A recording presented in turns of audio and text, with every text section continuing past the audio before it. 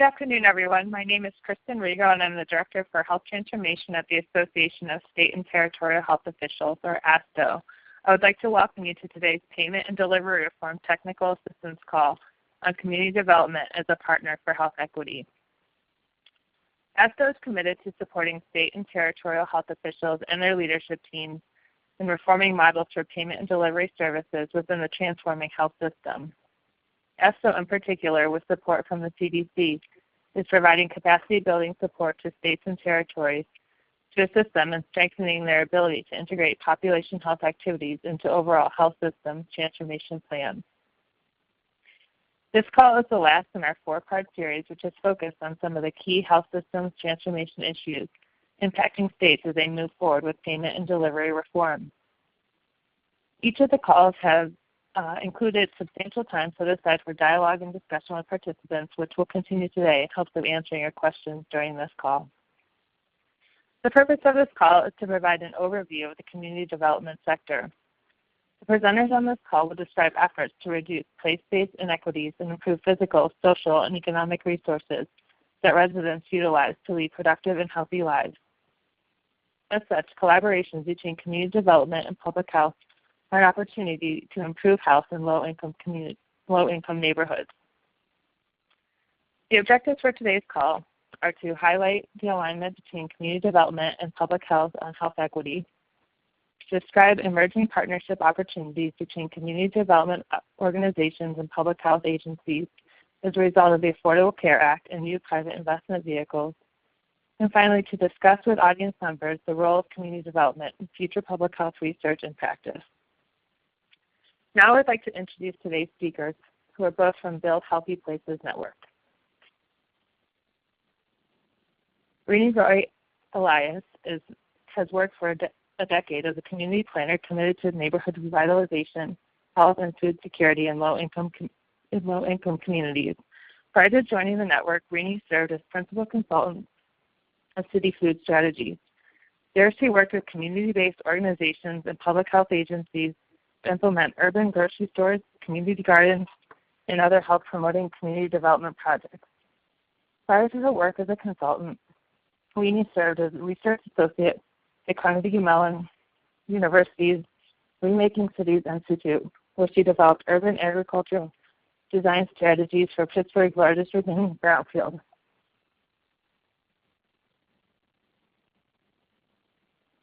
She also served as a fellow at Carnegie Mellon University's Studio of Creative Inquiry, where she worked with Hill House Association to develop an award-winning grocery store project in Pittsburgh's Hill District.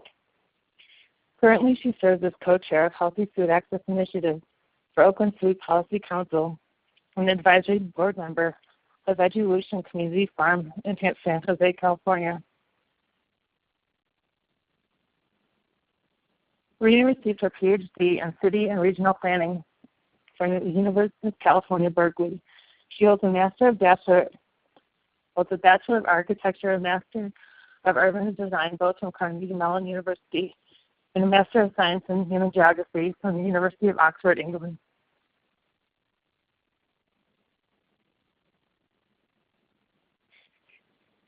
Daniel Lau is a nonprofit professional working to support communities become more healthy, successful, and resilient. Before coming to the network, Daniel was the program director at Mission Asset Fund. At MAF, he managed the expansion and implementation of lending circles.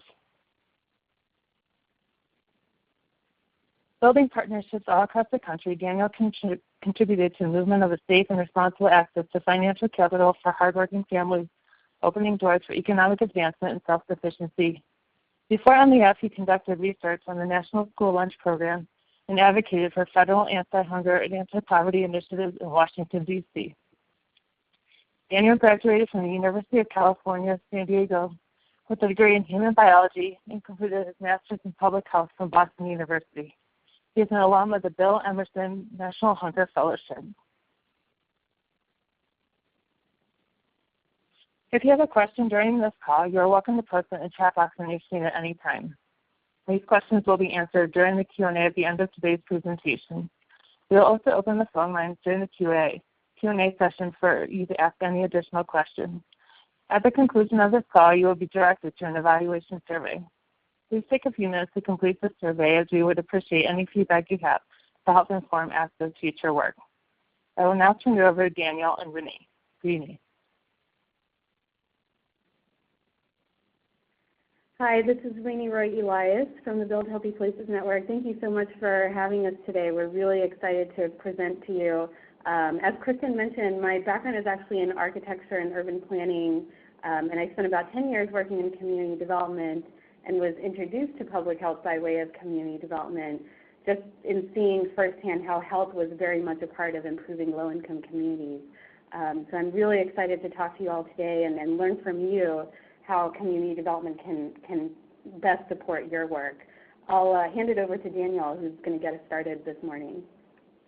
Thanks, Renee, and just to echo also our thanks and gratitude to Kristen and Emily at ASTO for inviting us to participate in today's webinar and to speak about community development as a partner for health equity. As she mentioned in my bio, my background is in public health, and I've always been on this path of working towards social justice, and to me, health equity is really the litmus test for equal opportunities. So when we have health inequities, they really stem, and the root of those inequities come from inequities in opportunity over a life course. So my background as in public health, my most recent work experience prior to coming to the Build Healthy Places Network was in asset building and economic development, where I felt that through poverty alleviation and economic opportunity, I was addressing health. And so that's just a little bit about my background. And just to kind of give some context for today's presentation, there's a lot of enthusiasm for cross-sector efforts to address population health. And so today we're going to present some of those ideas and promising initiatives. But as Renee mentioned, we're really eager to hear from all of you and hear from your perspective as state and territorial public health officials with new opportunities to improve population health. And I also want to preface our presentation today by saying that we will be providing a number of both state and local health department examples. And the reason for that is that we did a bit of research in preparation for today's presentation from resources that were sent to us from ASTO, and we really saw the large and wide variation of governance and ways that state and local health departments can work together, whether it's categorized as centralized or decentralized, mixed or shared. And so we thought the best way to proceed would be to present a wide range of examples and to have a robust discussion afterwards in the Q&A section.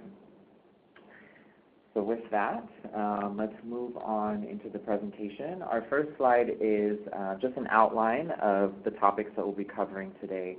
So I'll open up the presentation by talking about how health happens in neighborhoods. Then I'll pass it over to Renee to talk about what is community development, and then to go further into community development scope and scale and momentum for cross-sector collaboration. The next section, I'll be presenting again for opportunities for public health, and then we'll finish the presentation talking more about our organization, the Build Healthy Places Network, as the connector for this work.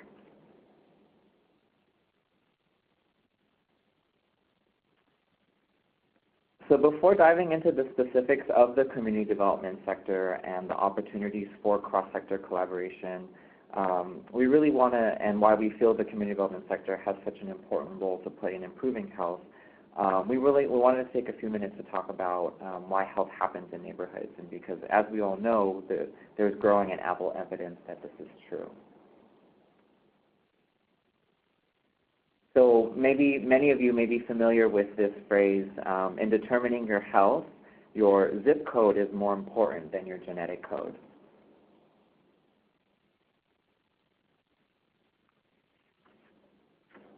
And here's some of the evidence that we wanted to highlight today. So at Virginia Commonwealth University's Center on Society and Health, they have mapped several life expectancy maps along major highway exits and transit stops in metro areas, and have found that babies born just miles apart have large gaps in life expectancy.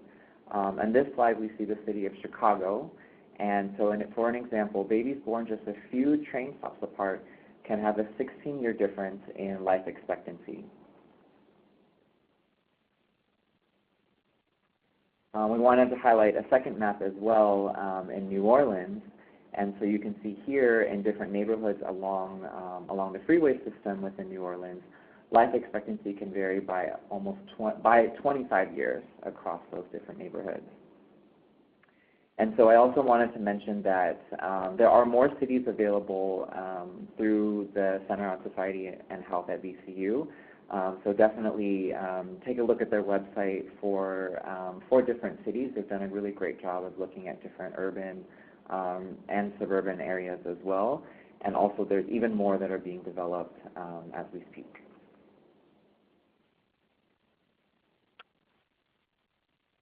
So from what we saw on those maps, we know that this is not new information, and to kind of continue building that case and building the evidence base.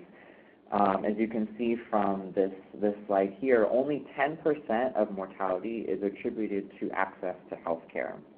60% is attributed to non-medical factors, such as behavioral, social, environmental factors, such as where we live and what opportunities are available to us, stable jobs, good schools, and healthy food. So as a result, our vision for health equity focuses on this 60% of the pie and working with the populations that have been historically denied opportunities to achieve health and economic mobility.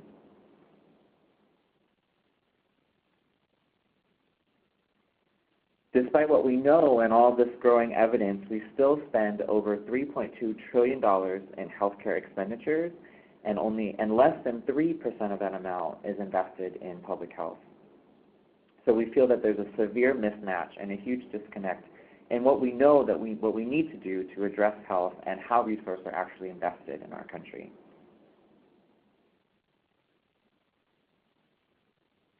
However, there are numerous efforts underway with growing awareness and new calls to action to address this disconnect.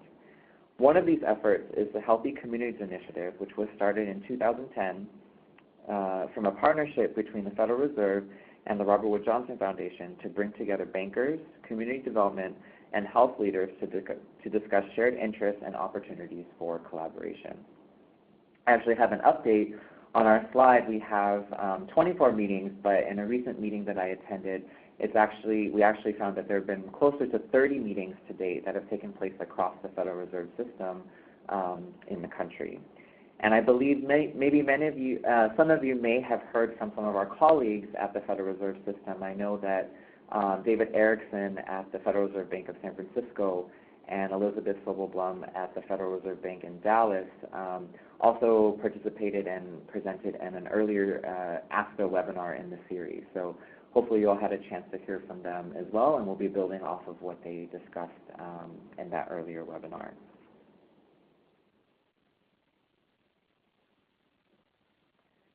Alongside these efforts, the Robert Wood Johnson Foundation also established the Commission to Build a Healthier America to examine the many factors outside of medical care that influence health. The latest plan for action outlines 3 goals, one of which is to fundamentally change how we revitalize neighborhoods, fully integrating health into community development. These are 2 sectors that have historically worked in the same places with the same people, but not always together. And so what does cross-sector collaboration look like? But before we get there, we want to spend a little bit more time talking about what the community development sector is. And with that, I'll turn it over to Rini to take us into the next section.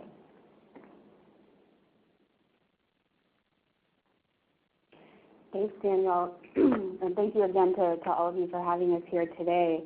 So first, I'll start off just giving you an overview of what the community development sector is and how it can serve as a partner for health equity. So in simple terms, here at the network, we like to say that community development is in the neighborhood improvement business with a specific focus on low-income communities. So by improving the places where people live, the community development sector plays a key role in efforts to address health equity among those who have been systematically denied opportunities to achieve optimal health and well-being. And it's important to note that community development isn't just a concept or a set of loosely affiliated practices, but it's actually a $200 billion sector that involves both the development and financing of everything from affordable housing and grocery stores to services to support residents. And it also involves the leadership of a large network of organizations, including Community Development Corporation, CDC, not to be confused with the other CDC that you're familiar with, and Community Development Financial Institutions, CDFIs. And I'll quickly note that CDCs are neighborhood-level nonprofits that actually develop the housing and facilities in these low-income communities, and the CDFIs are the nonprofit banks that provide the financing. It's also important to note that CDCs and CDFIs aren't the only actors in the community development sector. They also actually often work in coordination with a number of other players, including affordable housing developers, planners, philanthropy, impact investors, and residents. And similar to the differences across state health departments, like Daniel mentioned earlier, community development actually looks very different in every city, depending on the types of actors that are vested in this work. And I do want to mention quickly, I did mention a lot of jargon just now, so if you would like to read a little bit more about community development corporations and community development financial institutions, definitely check out our Jargon Buster, which is on our website, and then I think we're also providing a supplemental resource today, which is an excerpt from that web resource.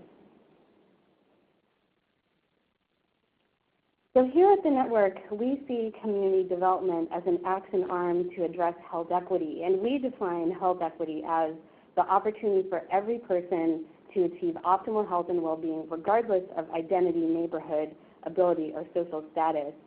And from what we've learned, we know that inequities in health are derived from social determinants of health, which we know are place-based. So essentially, we see community development as really being that pathway to achieving health equity by serving as a mechanism for addressing the root causes of poor health. So what does community development look like?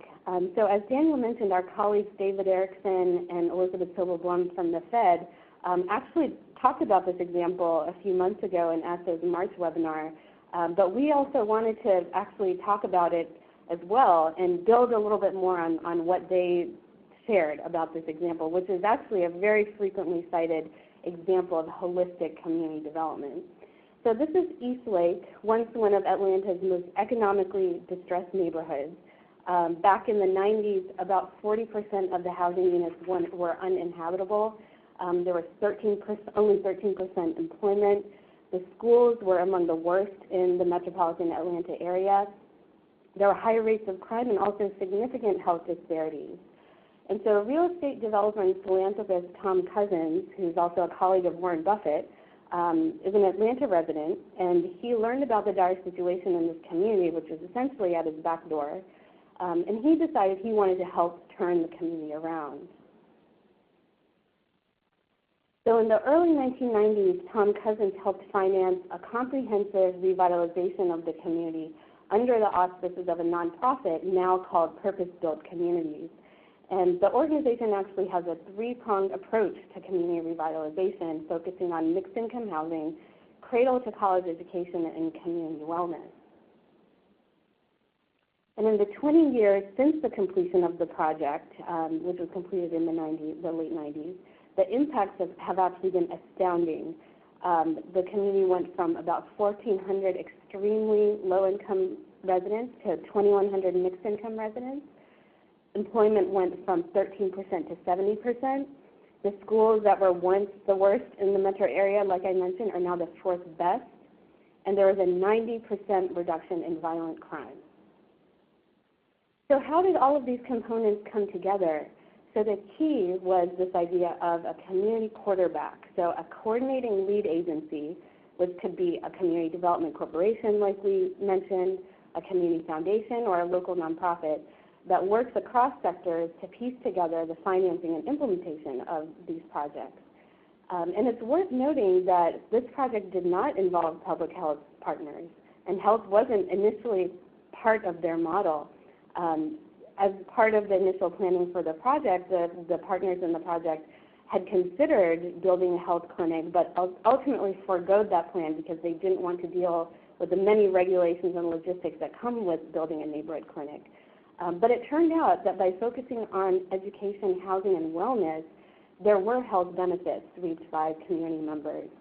So project partners have said that there is a visible reduction in obesity among children and youth, and not because of nutrition education per se, but because they were more engaged in school and involved in various school activities and not just sports.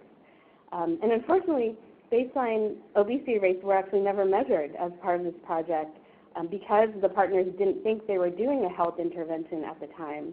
But now they actually know that their work is health work. So projects like these, it is an example of community development, but it's an example that also shows the opportunities for the public health sector to get more involved. And we're going to come back to that point a little bit later. So before I get more into these opportunities for cross-sector collaboration, I wanted to talk a little bit more about the nuts and bolts of how the community development sector works. So it's important to note that when we talk about community development today, it's distinctly different from practices of the past. So community development today is not what was known as urban renewal in the 50s and in the 60s. And this involved large-scale public housing and redevelopment projects like you see here, Pruitt-Igoe in St. Louis. It's worth noting that this 5,800-unit housing development was actually designed by the same architect of the former World Trade Center. And projects like these were actually very common in the 50s and 60s when poverty alleviation really did focus on primarily the development of public housing, often in isolation of other necessary social supports. And we saw that this approach simply did not work in addressing poverty. Pruitt-Igoe and most of its counterparts nationwide have since been demolished. So since the 1960s, the sector has actually evolved from these large-scale government-based redevelopment projects and disparate efforts around health, education, housing, and community empowerment to what we see today, as we saw with the Eastlake example, this critical role of the community quarterback bringing all of these components together. And part of the reason why we see community development as such an effective partner for health equity is because we're seeing this integration now in a way that we didn't see before. And it's worth noting that in addition to community quarterbacks, the CDCs and CDFIs are critical players in making these integrated efforts happen. So the next few slides, I'm just going to give you a little bit more of a sense for CDCs and CDFIs and their scope and scale. So it's worth noting that there are thousands of organizations involved in community development. This is quite a large sector. There's 46,000 neighborhood CDCs, and probably more since this survey had been done. And these CDCs have actually contributed to over 75,000 jobs being created. And similar to other major industries, CDCs actually do have a few trade associations. For example, NeighborWorks is one of the main trade associations and training resources for CDCs. And there's also a couple of trade associations for related organizations. For example, Stewards for Affordable Housing is the main trade association for affordable housing developers. And there's also, we provided a couple examples of some leading efforts in this area, including Purpose Built, which we mentioned before. These are all great resources.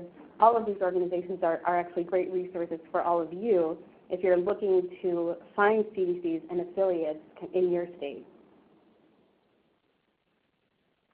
And next, a little bit more on CDFIs. So we learned that CDFIs are financing the efforts of CDCs. And this is also there are many CDFIs nationally. The latest survey showed that there's actually almost 1,000 CDFIs nationwide. And among their impacts, CDFIs have contributed to over 1.56 million square feet of healthy food retail, among other types of projects. It's worth noting that CDCs, which are neighborhood level, unlike CDCs, which are neighborhood level, CDFIs actually largely operate regionally or nationally. And a good starting place to find your CDFI affiliates in your state is actually the Opportunity Finance Network, which is the main trade association for CDFIs. And I'll note, if you would like to find more information about CDCs, CDFIs, these key players in the field, please refer to our one-pager on community development's key players, and I think that will be provided in the chat as well. So where does the money for community development come from? So as I mentioned, the sector is a $200 billion sector, and the greater extent of the money actually comes from something called Community Reinvestment Act investments. So the Community Reinvestment Act of 1977 was enacted to prevent redlining, which is the intentional disinvestment of low-income communities that was actually very common in the first half of the 20th century. The CRA Act specifically requires banks to invest in the communities they serve, including low to moderate income communities. And the CDFIs that I mentioned before are the main intermediaries between the banks and the low-income communities. So they essentially broker the investments in housing and grocery stores and other types of facilities in low-income communities. And it's important to note that the Federal Reserve serves as a bank regulator to ensure that banks meet their CRA requirements. So they're also a key player in this community development sector.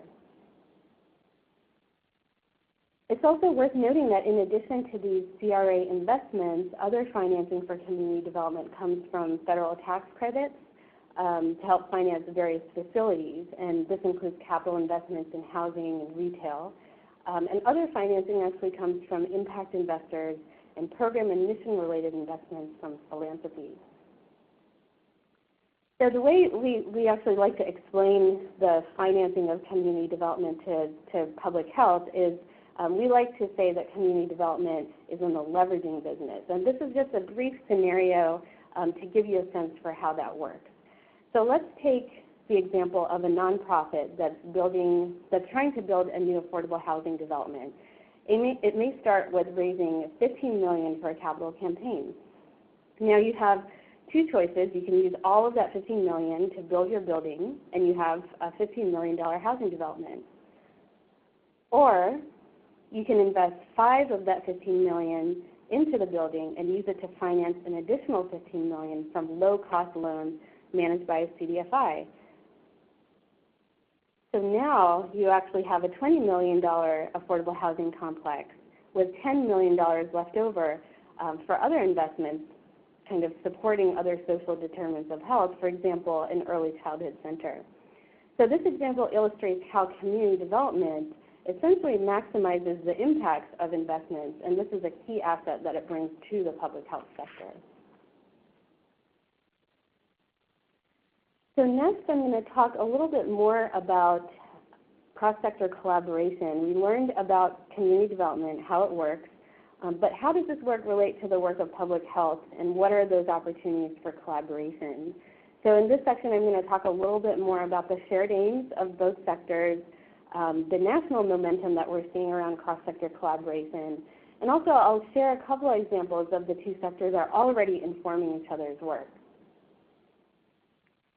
So we talked about how community development is an action arm for addressing health equity, but put another way, here at the network, we like to think of community development and public health having this common goal of addressing population health. And they do this using different tactics. So as we learned, community development does this through its integrated focus on physical development and neighborhood services, and public health does this through education, public services, and policy. But really, both sectors start from the same place, because we know the root causes of poverty and poor health are essentially the same. And we like to say here at the network that the determinants of economic opportunity are essentially the determinants of health. So the sectors really can add value by working together. But the question is how?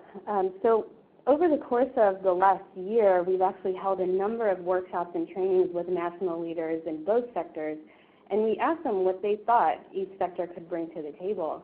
And what really stood out in our conversations is public health expertise in data and measurement, which complements community development's expertise in essentially community engagement. So community development organizations deeply understand the needs of residents of these low-income communities and the core issues that they're facing, but they don't necessarily have the expertise in rigorously measuring social and health outcomes. And a case in point is actually the Eastlake example that I shared earlier. As I mentioned, public health was not part of the initial planning and development of the project, but now measurement is becoming more of a core focus now that they're anecdotally seeing changes in the neighborhood. And so thankfully there is national momentum around coordinated efforts to bridge these two sectors, which I'm going to discuss in the next few slides. So one important milestone for both fields is the recent APHA policy statement on cross-sector collaboration, which was authored by the network team and will be formally adopted this fall. And it's important to note that this is the first time that community development has been acknowledged in a policy statement from the APHA. And you can read the full statement in the supplemental materials that we're providing today. I think it's being provided in the chat. But I just wanted to highlight a few key points as it relates to public health departments specifically. So the policy statement identifies a number of action steps for public health, hospitals, and philanthropic organizations in terms of how they can work with community development. And specifically, it urges public health agencies at all levels to collaborate broadly with community development on research, implementation, and measurement. And this includes coordination on community health assessments, which many health departments at various scales already conduct. So this is an important milestone in institutionalizing further collaboration and some of the efforts that I'm going to share with you a little bit later. Another important milestone just this year is the Robert Wood Johnson Foundation's work to support cross-sector collaboration, as Daniel discussed earlier, and more specifically this year's annual message from the President and CEO, Risa Lavizzo-Mourey. So this is really significant coming from the nation's largest health organization, I should note. But this year, the President specifically urged organizations to forge new and unconventional partnerships with the goal of building a culture of health that benefits all. And as part of this message, she also issued a nationwide challenge encouraging practitioners to take their first steps by doing something as simple as making a phone call, or even starting an informal conversation with someone in a different sector with shared interests. And there's the question of where do you even begin? How do you know who to call? Well, Daniel will talk a little bit more later about how the network can be a resource for figuring out who to connect with across sectors. But before we get to that, I did want to share a few examples that might serve as models for future cross-sector efforts. So a trend that we're actually seeing in the community development field is the role of health impact assessments in informing local projects. And health impact assessments is something that all of you know is a very common public health tool, and I'm sure many of you are involved in. But I'll start with an example that is quite relevant to state health departments specifically. So similar to the way that federal Medicaid dollars are allocated locally by state health agencies, there are state housing and community development departments that allocate federal housing tax credits to developers that are working at the local level. And the process for actually determining how that money is allocated is called a qualified allocation plan.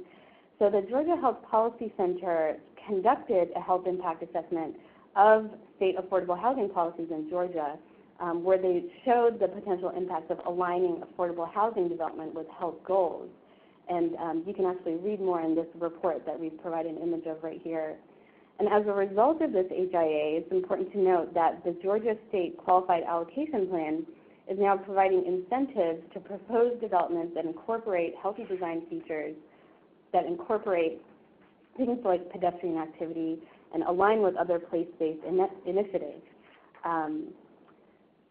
So this is one example that is definitely one to keep an eye on, and we'll definitely, at the network, we're also interested in seeing how these efforts evolve and continue to shape other statewide efforts.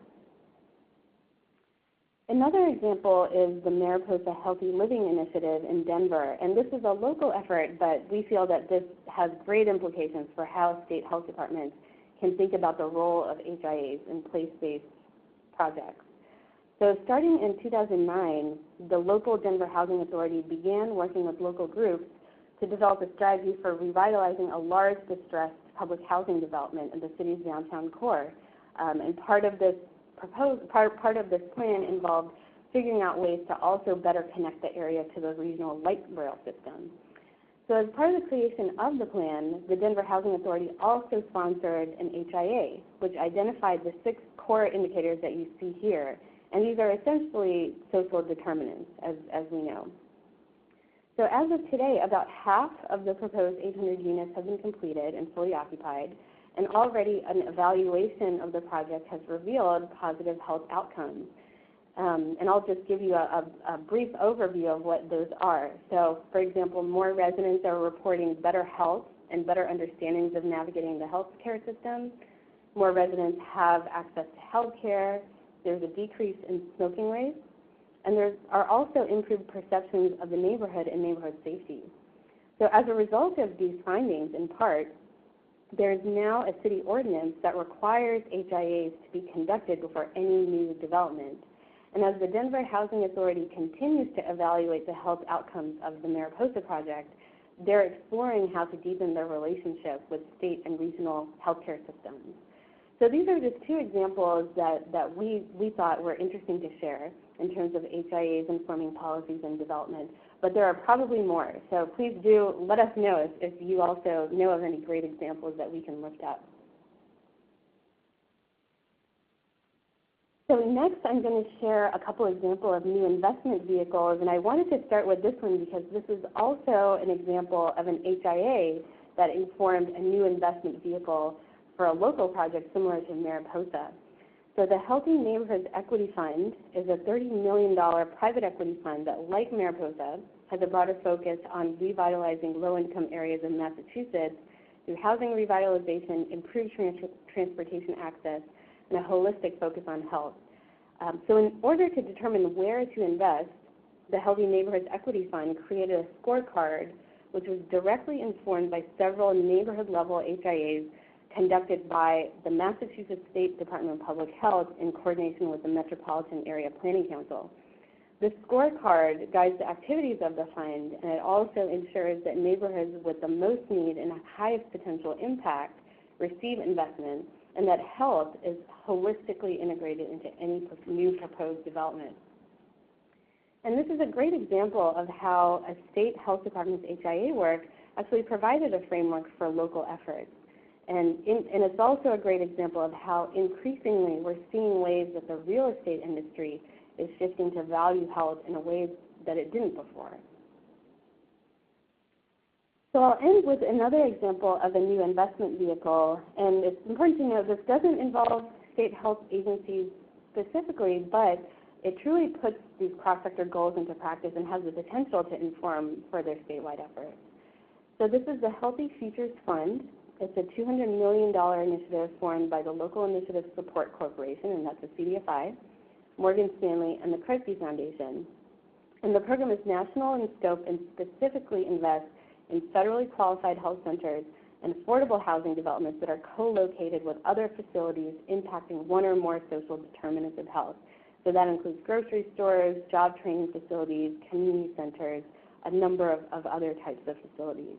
And the way they do this is by leveraging existing federal tax credits for housing and commercial facilities, like we learned before, and encouraging community development and healthcare partners to coordinate their efforts. So what you see in this photo here is an example of a project that's currently underway in Washington, D.C. This is the Conway Center.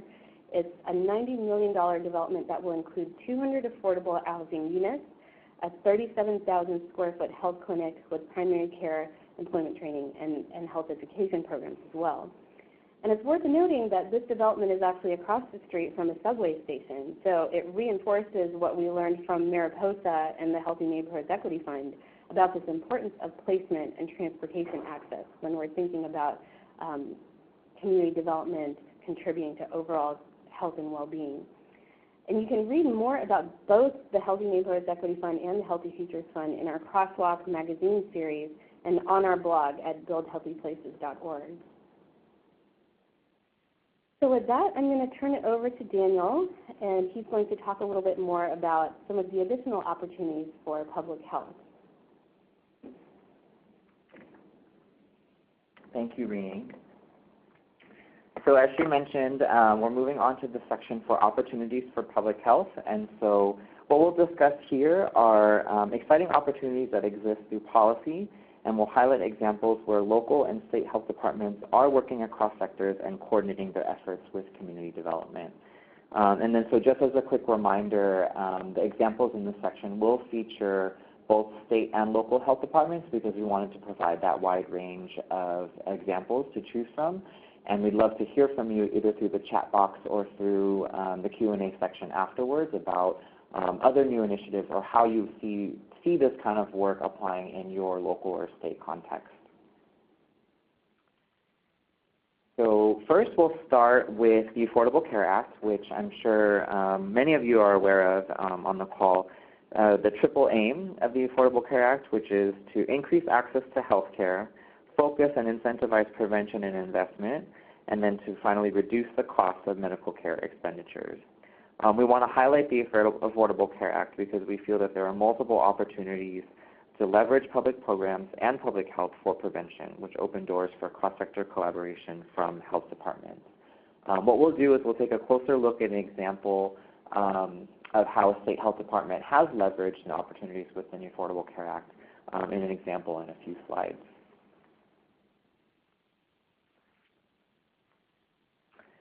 Next, we wanted to talk about health in all policies, and similarly, I'm sure many of you on the call are familiar with health in all policies. We feel that health in all policies is a strategy for actualizing the population goals of the Affordable Care Act and is really useful in establishing a framework and adapting to local needs. I want to highlight that one of the key elements of health in all policies is intersectoral collaboration by bringing together partners from many sectors to recognize the links between health and policy areas. We really feel that it's as a useful starting point, but in addition, it's important to be mindful of the language and framing of health in all policies. So in our role as a national network with relationships and partnerships in the community development sector and beyond, some feedback that we've heard is that some people don't feel like they can be a part of health in all policies. And it's a big part of our value as a national network with partnerships in other sectors to be able to provide some of this feedback and insight. So we just wanted to highlight and point out that it's important to recognize that the language and the framing of these policies is really important, and that maybe some of our partners don't look at this in the same way.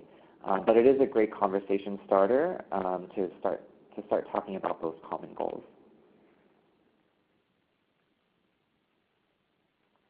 So going into some of the examples of how health departments are working across sectors, our first example focuses on West Oakland in California and how the Alameda County Health Department is working with a community development corporation, EBALC, which stands for the East Bay Asian Local Development Corporation, community residents, and other neighborhood groups to develop a comprehensive neighborhood revitalization strategy that will catalyze economic development, create jobs, and provide opportunities to improve and maintain health in a distressed African American community.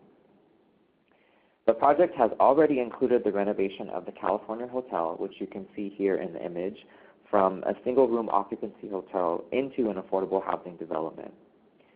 The community areas also include an outdoor kitchen, a community garden, and a nearby federally qualified health center, which also has 3 social workers on staff to serve the needs of residents. Also excited to share that they just confirmed a grocery store opening in the neighborhood, which will provide local and fresh access to healthy food. So you can see also in the background that downtown Oakland is within walking distance of the California Hotel, which further promotes walking and transportation, and that brings back to Rini's point when she spoke about the Healthy Futures Fund, the importance of access to transportation in these place-based initiatives. It's also important to note that EBALC, the Community Development Corporation that's involved in this work, is focusing on high blood pressure as a health outcome to measure and frame the impact of their neighborhood intervention. So it's pretty interesting to hear about a community development corporation in the community development sector looking at high blood pressure as a health outcome and as a proxy for measuring the impact of their work. And so our understanding is that they will be more broadly measuring other health outcomes and focusing beyond high blood pressure, but that's an initial outcome that they're focusing on.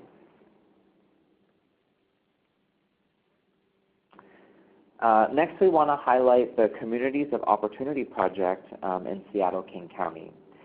So this is a partnership between the Seattle Foundation and the city government to improve health outcomes. The Seattle-King County Public Health Agency served as the lead in this project, and before planning any actions, they saw a role for community developers and local partners in helping them to paint a clear picture of health neighborhood and countywide. The coordination across these sectors led to the development of these maps. So you can see even here in Seattle-King County, which is one of the wealthiest cities in the country, there are still health disparities across socioeconomic status.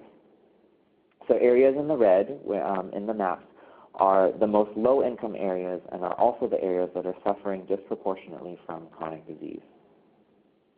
It's also worth mentioning that these maps are also serving as the basis for coordinated and specific neighborhood actions and investments, which further exemplify the leadership of the Public Health Agency and the potential for collaboration. And finally, the Communities of Opportunity project is part of the Accountable Communities of Health Coalition in the state of Washington, which further demonstrates an example for how state health departments can be involved in this work.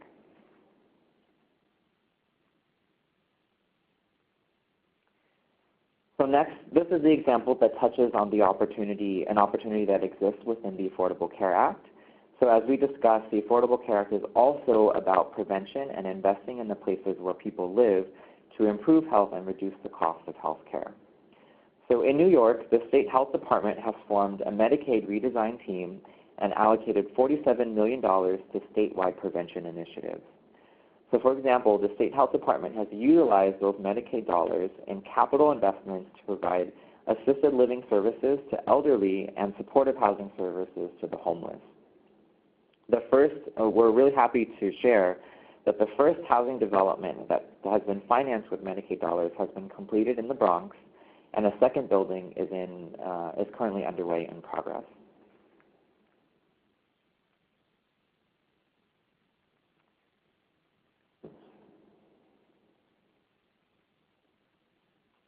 So on this next slide, we wanted to point out two more examples of statewide initiatives. So State Innovation Models, which are an initiative of the Center for Medicare and Medicaid Innovation, are to provide financial and technical support to develop and test state-led multi-payer healthcare payment and service delivery models to address the triple aim of healthcare, which I'm sure all of you on the call are familiar with, recognizes that states, as purchasers and regulators of health, are uniquely positioned to transform the healthcare system through alternative delivery models, value-based payment, and a focus on population health. I wanted to highlight an example that's taking place in Oregon, a community care organization. So the Yamhill Community Care Organization is a coordinated care organization that serves a defined Medicaid population in Oregon. So recognizing that its Medicaid population faces high risk for psychosocial challenges that impact health outcomes, Yamhill is partnering with non-traditional health organizations and expanding services like childhood education as an opportunity to significantly improve the health of its population. As another example, we look to the state of Massachusetts and its Wellness and Prevention Trust. It's a really interesting trust and an interesting program. The funding source comes from a one-time assessment of the state's large insurers and large hospitals, and the oversight is from the Massachusetts Department of Public Health. What we find particularly interesting and wanted to highlight is that the trust is focused on funding collaboratives composed of municipalities, community-based organizations, healthcare providers, and regional planning agencies who want to improve health outcomes through community change. So this is the last slide in this section, and we wanted to highlight these examples as opportunities for community development to plug in to exciting policy levers and examples that we featured from state and local health departments. These are the examples that we know about, but we'd love to learn more, and we'd love to hear from you during the Q&A section about things that are going on in your state or how these initiatives can be applied to your state.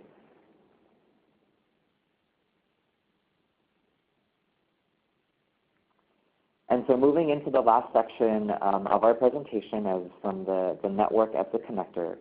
So we recognize that Rini and I have probably covered a lot of information and spoken about a lot of potential collaboration opportunities. But where do you get started? What are some of those first steps in doing this work? And we really feel that that's where we can come in as the Build Healthy Places Network as a connector between these two sectors. So just a little bit more about us and in our history as an organization. Established in 2014, and our mission is to catalyze and support collaboration across the health and community development sectors, together working to improve low-income communities and the lives of people living in them. We are a program of the Public Health Institute, generously supported by the Robert Wood Johnson Foundation, and our work builds upon the Healthy Communities Initiative that I mentioned closer to the beginning of the presentation, and to actualize the cross-sector goals of the Commission to Build a Healthier America. We achieve our mission and we do our work by connecting leaders, building the knowledge base for collaboration, and curating resources and examples of what works. Our website is a great place to get started and to get connected with these resources. So I wanted to, we'll highlight a few of those in the next couple of slides, but I also wanted to talk about our blog series. We have a robust blog series on our website which includes fast facts, expert insights, and also guest blog posts. And so from the Healthy Futures Fund that Rini mentioned earlier, the director of that fund, Emily Chen at LIFT, contributed a guest blog post. So we're just really happy to highlight examples and to be able to use our website as a conversation starter for a lot of exciting events that are taking place across the nation. And I also wanted to talk about our Network Commons online live discussion series. And so just yesterday we had our 7th Network Commons in this series. Hopefully some of you were able to join us on that discussion where we featured 3 prominent hospital and healthcare executives on the role for the healthcare sector in neighborhood reinvestment. And so this discussion series, we recruit and promote executives and high-level practitioners who are leading the field forward in their respective sectors and talking about the ways that they are doing cross-sector work from their position. And so we host this series on a quarterly basis, and so we look forward to the next one upcoming in September. And I also wanted to mention that the best way to stay in touch with us would be to sign up for our monthly newsletter, The Pulse. We'd love to hear from you if you have further success stories of public health working with the community development sector. So let's take a closer look at some of the other resources that we offer. The first is our Crosswalk magazine series. So this is a deep dive of long-form essays that's hosted off of Medium. And so we utilize the Crosswalk magazine series to really take a closer look at some exciting initiatives and just a deeper look at what's happening in communities across the nation. So our most two recent Crosswalk magazine series are on Whose City Is It? The Promise and Peril of Gentrification, which, as we all know, is a contentious and growing issue as a growing affordable housing crisis across the country and fears of displacement of long-term residents. And so that article takes a closer look at the Chelsea neighborhood of New York City and the changes that are happening in that neighborhood and strategies that community-based organizations and the community development sector is utilizing to preserve the character of the neighborhood and ensure opportunity for all residents. Our second most recent Crosswalk magazine article is on financial remedy on the reservation. And so this takes a closer look at CDFI's, Community Development Financial Institutions, on Native American Indian reservations and the work that they're doing for rural community development and health.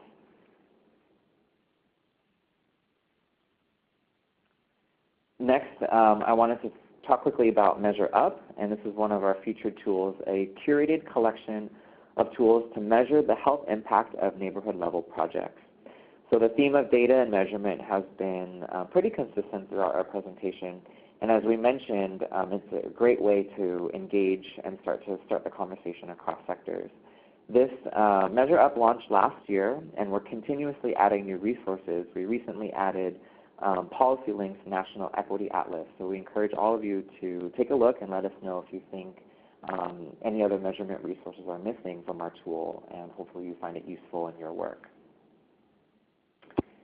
And then earlier, Rini also mentioned our Jargon Buster. So this is an exciting tool that we have available on our website because we recognize that a lot of jargon exists not only within sectors but between sectors. And so our goal with this tool is to find a common language to communicate across sectors.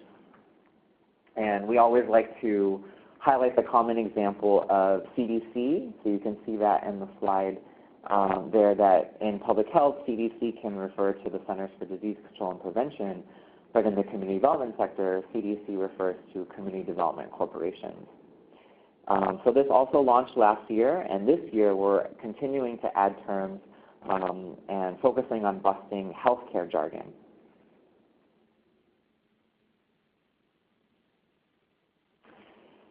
So that brings us to the end of our presentation. So here you can see our contact information for myself and for Rini. And we just wanted to close our presentation today by saying that we really feel that the time is now. The growing evidence that we presented earlier in the presentation and the understanding that health happens in neighborhoods really exemplifies the growing movement and momentum and energy that's taking place around this work. We want to again emphasize that health equity is rooted in social justice, and so in order to achieve justice and health equity, we have to address the non-medical factors. We feel that community development is well poised to serve as a partner, as a sector that directly impacts the places where people live, and that we here at the network are here to serve as a connector and a bridge. And we're really excited to hear from each of you about your thoughts on the points that we mentioned today. So with that, just to extend our thanks again to Emily and to Kristen at ASPO for having us, and I think we turn it back over to them, and then I think we're going to transition into the Q&A section of the webinar today. Great. Thank you so much, Rini and Daniel, for those really interesting and informative presentations. We will now open up the Q&A to participants. So if you would like to ask a question, please type it into the chat box located on your screen. We'll also ask the operator to provide instructions for how you can unmute your phone line if you'd like to ask a question verbally. Operator? And at this time, if you would like to ask an audio question, please press *1 on your telephone keypad. That's *1. Great, thanks. And so while we wait for any questions to come in over the phone line, we had a number of questions that were submitted with the registration, and also a handful that came in during the presentation today. So we'll just start with the ones from the presentation since they relate directly to the content. And so the first question is, how did the Eastlake project ensure that original residents weren't pushed out when the neighborhood improved and that the original residents were able to reap the benefits? And how do we ensure that all community development projects? How do we ensure that with all community development projects? That's a great question. Thank you, Shoshana, for submitting that. And I can start off, and Daniel, if you want to jump in. So the Eastlake is a great example in a lot of ways, but I think this issue of resident displacement is always something that comes up with community development projects. And I've seen this firsthand in many of the projects that I've worked on. So one thing to note about Eastlake is that about 30% of the original residents actually still live there. And when the revitalization effort was planned, residents were given a choice of either being relocated temporarily and then coming back to the community and living in the new housing, or leaving and relocating somewhere else. And it just happened to be that many of the residents decided that they just wanted to leave, and because this was a very large project, it would have required residents to stay in temporary housing for a period of time. So even our partners at Purpose Built, they're very aware of the fact that, that is contentious, and it's something that they continue to work on. And I think on many of these projects, there are always efforts to ensure that the large majority of residents feel that they can come back to these neighborhoods. But I think they're always given the choice, and some people just choose to leave. I think something to note that there are more efforts in place, like community land trusts, that ensure that residents actually have a stake in the affordable housing developments, that investments that are being made, and it also ensures that residents can continue to stay in the neighborhoods where they've lived for many, many years, even as land prices are going up as a result of revitalization efforts, because that is a common issue. So there are a lot of efforts in place to ensure that residents can stay.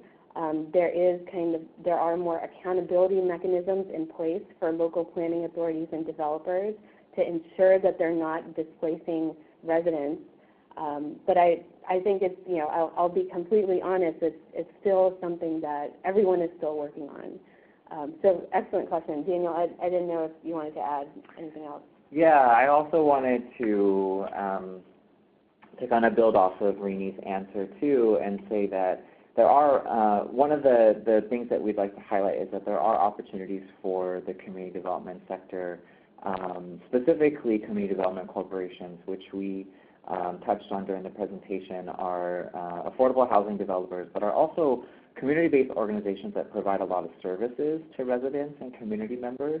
And so there's a really strong role to play for community development to work together with other sectors to retain and to be able to provide services so that residents feel comfortable with the changes that are happening in their neighborhood and provide services to ensure their success. And I want to point out that in the Gentrification Crosswalk magazine article that I mentioned, the most recent publication that we have, it highlights some community-based organizations in the neighborhood of Chelsea that are doing some pretty innovative and new programs to engage existing residents, but to also engage new residents that are moving in. Because as actually our good friend and colleague at Purpose Built Communities, Carol Naughton, the president of the organization, one of her famous quotes is that co-location does not mean collaboration, does not equate to collaboration. So even though folks are, if it's transitioning to a mixed income neighborhood and folks are living near one another now or next to each other, it doesn't necessarily mean collaboration. So there has to be more intention and there has to be more planning in place in order to bring folks together and to ensure that it's a neighborhood that meets everyone's needs. And I'll just quickly add one more note till I know we need to move on to the next question. So at Eastlake, they're actually one of the core kind of pieces of that revitalization strategy is a charter school, and that charter school is actually comprised of about 70% of students who are still on subsidized school lunch. So, most of the residents of the neighborhood who have kids actually attend that school, and there are lower income kids from other parts of Atlanta that go to that school, and it's actually become a draw for students of all socioeconomic levels. So it's important to note that, even in a place like Eastlake, where, as I mentioned, 30% of the original residents are living there, still the services and all of the amenities are really geared towards the people who could benefit from them the most. So I did want to just highlight that before we move on to the next question, but thank you again. Great, thanks. And I'll just quickly check in with the operator to see if we have any call-in questions. And there are no audio questions at this time. Okay, great. So just moving on to the next question received during the presentations, have you looked at the possible planning relationships and opportunities that could spring from HUD's affirmatively furthering fair housing role to reinforce the health community development relationship? Yeah, that's a really great question. I don't know of any specific new relationships that are arising from HUD's affirmatively further fair housing rule, but I do think it kind of, what comes to mind for me is that there are so many opportunities with a lot of the assessment tools and these assessment tools that take place within different sectors. So as Rini mentioned during the presentation, health impact assessments, and then something that we haven't discussed during this presentation, but community health needs assessments that local nonprofit hospitals do within their region. So I think that there are a lot of opportunities that exist to make sure that investments and interventions and programs really are focused on the neighborhoods that have been segregated and disinvested in historically from discrimination and policy changes. So that's what comes up for me. I don't know, Rini, if you want to add anything. I think that covers it. But great question. Thank you. Okay, thanks. So moving on to one of the questions that we received during the registration process, what is the role of private investors in ensuring that there is sufficient capital to fund these projects? Yeah, this is an excellent question, and I can definitely start off answering this. So as I mentioned in the presentation, community development is really about leveraging investments. So I think that the fact that it is focused on leveraging investments kind of ensures that the capital needed to kind of follow through with these projects is kind of consistently coming in. And it's worth noting that private investors are a big piece of this as well. What CDFIs do is they leverage investments from private investors and kind of direct them into low-income communities, and by serving as that intermediary, they can really ensure that the capital flows in a way that sustains these projects over time. So I hope that answered the question. Daniel, I didn't know if you had anything else to add. Yeah, I would say in addition to that, something also that we didn't mention, I think there's just so much to talk about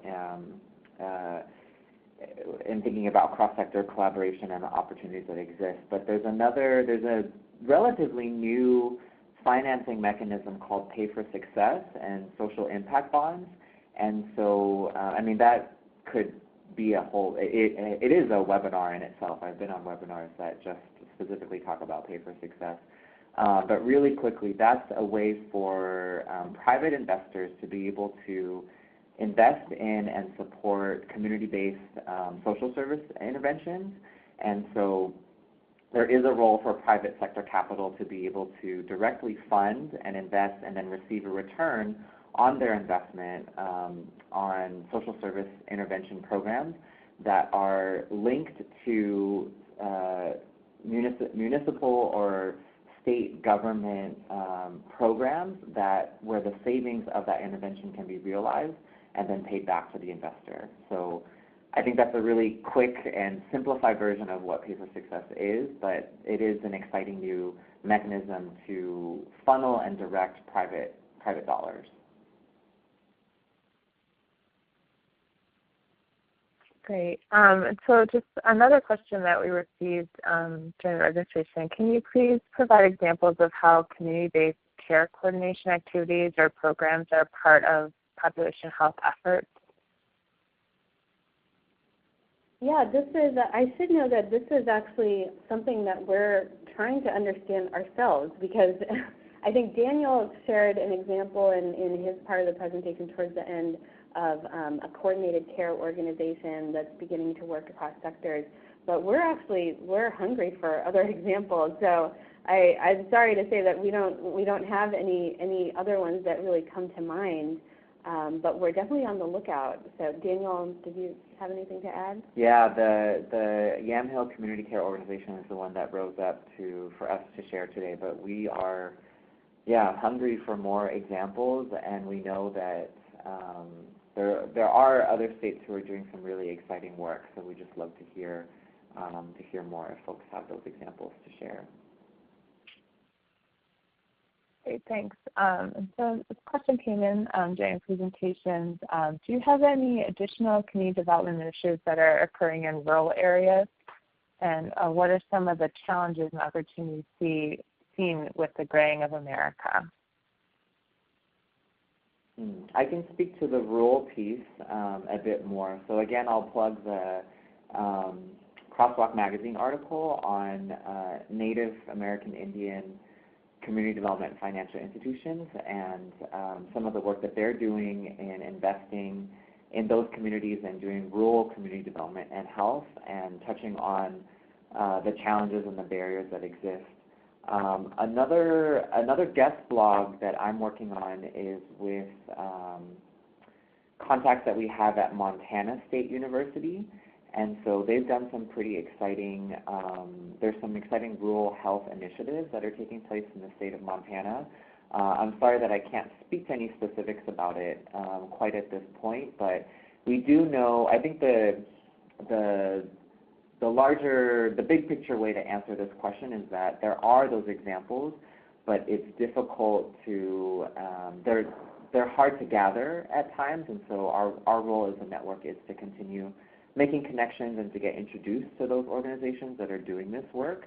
But anecdotally, what I can share is that the challenges are geographic in scope. So I think transportation is an issue that has come up in conversations when we talk about rural community development and health, and just there isn't that critical mass of people in talking about policy and advocacy and making change and kind of being able to assess the needs of the community.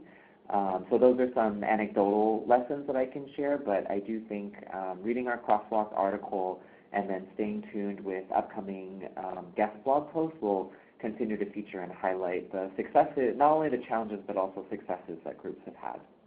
And I just wanted to add, as Daniel mentioned, the needs of rural communities are quite different when you're thinking about the differences between urban and rural. And it's worth noting that a lot of rural communities don't have a community development corporation, or even in some cases, not even a CDFI, a regional or national CDFI that's really plugged into the work.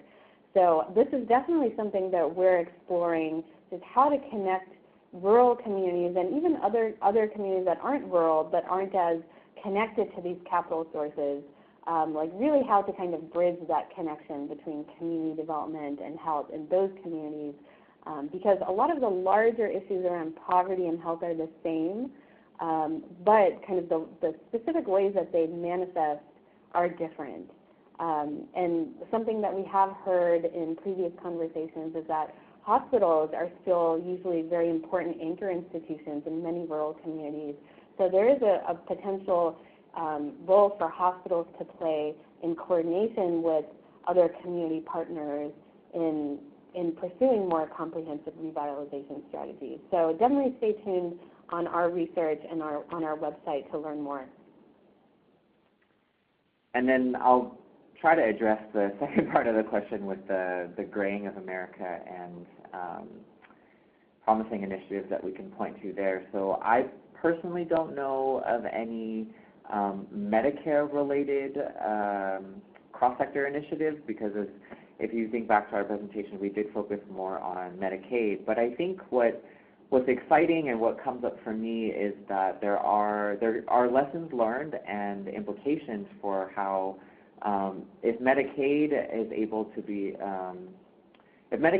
to figure out a cost-saving solution for Medicaid recipients and working across sectors and engaging the community development sector, I think there are some pretty exciting lessons and projects that could be applied to Medicare. And so if you think about investing in and keeping folks independent as long as possible, so as people age into Medicare and need more assisted living services, I think that there are really promising, I think there's a lot of promise that if we can find models that work, they can be applied to Medicare to keep folks healthy, keep them out of hospitals, and really improve quality of life for everyone involved. So that's what comes up for me. Yeah, and I'll quickly add that I think community development historically has really focused on kind of the entire life course of the people that live in low-income communities. So kind of addressing their needs from birth, essentially, to kind of their kind of older years of life.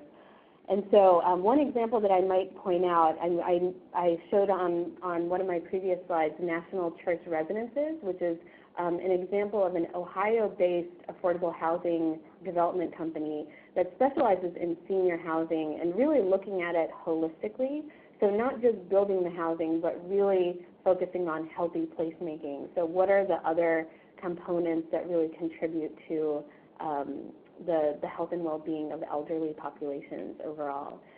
So there are kind of a lot of examples of affordable housing developers doing projects that focus on the elderly as well. So it's not necessarily separate from what we talk about when we talk about community development broadly. Great, thanks so much. The next question is, how is household level data being gathered and deployed in community development in ways that could benefit community health? Yeah, I can definitely start off with that question. So a challenge that I'm sure many on this call are aware of is that there's a lot of robust, rich health data out there, but it's not necessarily at the local level. A lot of the health data that does exist the most fine-grained level of data might be at the county level. But thankfully, there are more tools now in place where it's making it easier for health departments and other sectors to collect that household level data. So an example is actually Success Measures, which is a project of NeighborWorks, the trade association for CDCs that I mentioned earlier. And Success Measures is currently an online web tool where they've actually created sample surveys that a wide range of partners can administer to residents of low-income communities to assess a variety of health outcomes as it relates to everything from grocery stores to affordable housing development. So basically, if you go to the website, you can, and let's say you're an affordable housing developer and you want to assess the health outcomes of your project, you click on their section on affordable housing development, and you can gain access to the actual survey tools that can be used. And another example that I might share, I talked about SAFE, Stewards for Affordable Housing for the Future, which is another trade association for affordable housing developers. And they've developed something called Outcome Measures, which is basically a tool that they can administer, that housing developers can administer to their on-site residence managers to administer to residents as part of their regular kind of, I think affordable housing on-site managers usually need to conduct assessments of just how residents are doing and how the property is being maintained. So basically, SAFE created a set of questions that can also be provided as part of that assessment to actually learn more about health. So I think there's ways to kind of incorporate health into some of the activities that are already being done, but there are these tools like Success Measures that make it easier to at least start that process. I don't know if you had anything else to add. No, I think that's right on. And just a quick follow-up to that, someone asked if you have the website for the survey tools for Success Measures available. If you go to, I believe it's successmeasures.org. If you go to the website, it should kind of direct you to the different kinds of projects and then the different kind of tools within it. I do know that some of the tools are subscription only right now, but I think in the next year there are plans to make them available to the public, but I think there's some sample tools that you can look at just for reference if you go to successmeasures.org. Great, thank you. And I just want to quickly check in with our operator and see if anyone has requested to ask a question over the phone line. And there are no audio questions. Okay, thank you. And so, Rini and Daniel, you both Rena, you mentioned hospitals, and Daniel, you mentioned community health needs assessment. So this question is, can you share any examples of projects you have been involved with that link nonprofit hospitals partnering with community development corporations on community benefit efforts? And she mentioned that there are a couple of projects going on in Philadelphia. Yeah, I can start, and it's such a coincidence that this question should come up, because this is an area that we're definitely thinking more about. And actually, Daniel mentioned our community close-up series. We do have a case study series on our website where we focused on some examples. And actually, one of our examples is the Children's Hospital of Philadelphia, which worked with a variety of community partners on a health and literacy center as part of its, I think it was a part of its broader community benefit strategy. So you can read more about that example on our website.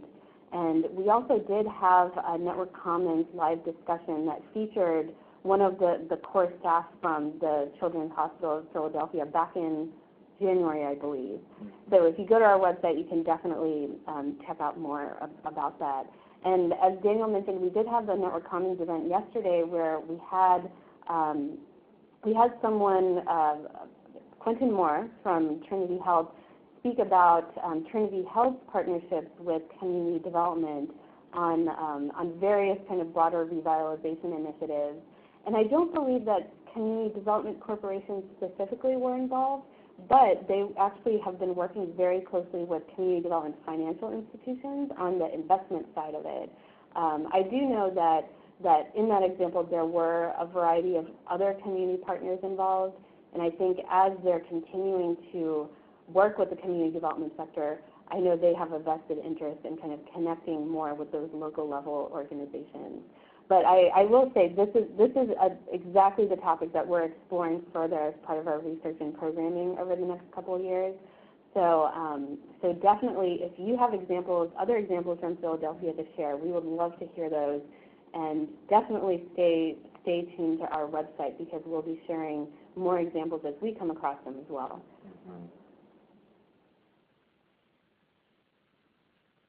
Okay, great. This is another question from the registration. What are some of the services which have provided the most significant improvements in health in low-income communities? Yeah, I think that's a really great question, but I think it's a really complex. I'm not sure that there is a single service or that really has. I think data and measurement is part of the issue, that we don't have strong data and measurement resources to really identify and isolate different services and interventions to really capture the health impact of them individually. But I also think that this is part of both the beauty and the complexity of health, because health is every aspect of our, and that's a little bit more of my personal feelings about it, but health is every aspect of our lives, and it's kind of the sum record of all the challenges and opportunities that we experience over the course of our lives. And so I'm not sure that there is one single service that we could say provides the most significant health improvements. But I think what the question brings up for me is that we do need stronger data and measurement resources to be able to better capture and articulate the health impacts of not only community development work, but these neighborhood services and opportunities that are available to folks. I feel like that doesn't really answer the question, but.